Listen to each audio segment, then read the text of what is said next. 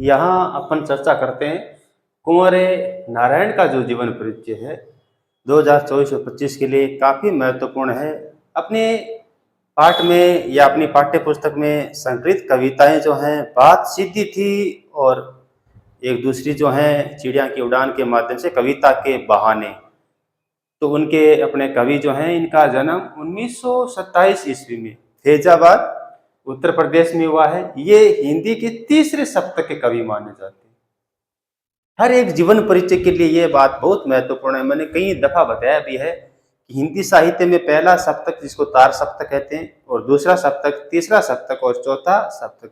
दूसरे सप्तक में जैसे मान लीजिए अपने शमशेर सिंह बहादुर है, रघुवीर शाह है और धर्मवीर भारती जो हैं वो सभी दूसरे सप्तक के हैं।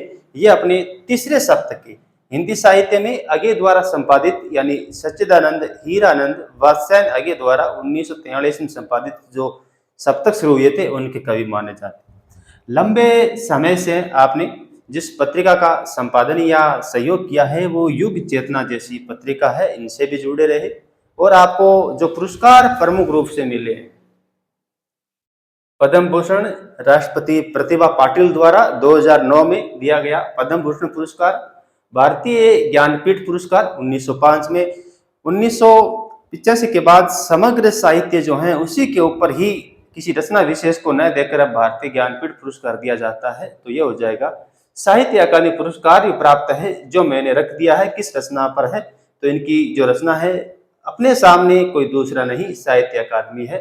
तो ये जो था इनको मिला हुआ पुरस्कार भारतीय ज्ञानपीठ पुरस्कार और साहित्य अकादमी जैसा पुरस्कार 1995 में ही आपको प्राप्त है। आपका निधन 15 नवंबर 2017 को हुआ है। प्रमुख की काव्य रचना में देख लेते हैं। इनका एकमात्र जो प्रबंध काव्य है नचिकेता उपाख्यान के ऊपर आधारित प्रबंध काव्य है आत्मजयी। आगे चक्रव्यूह, परिवेश, हम तुम, इन दिनों, अपने सामने, कोई दूसरा नहीं इनके प्रमुख काव्य संग्रह माने जाते हैं। अपन यहां चलते हैं।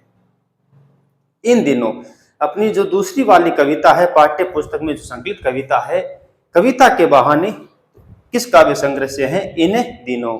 बात सीधी थी, कोई दूसरी बात नहीं थी, सीधी सीधी बात थी। इसका अर्थ है कि कोई दूसरा नहीं। इस काव्य संग्रह से अपनी वो कविता ली गई है। तो पाठ में दोनों कविताएं दोनों काव्य संग्रह से हैं। कविता के बहाने इन दिनों बहाने बहुत करते हैं तो ऐसे याद रख सकते हैं। और बात सीधी थी, कोई दूसरी बात नहीं थी, तो कोई दूसरा नहीं काव्य संग्रह से अवतरित है।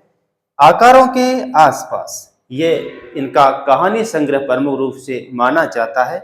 आज और आज से पहले समीक्षात्मक ग्रंथ है जिसके ऊपर समीक्षा की जाती है। तो वर्ष 2024-25 के लिए कुंवर नारायण का जीवन परिचय सर्वाधिक महत्वपूर्ण है।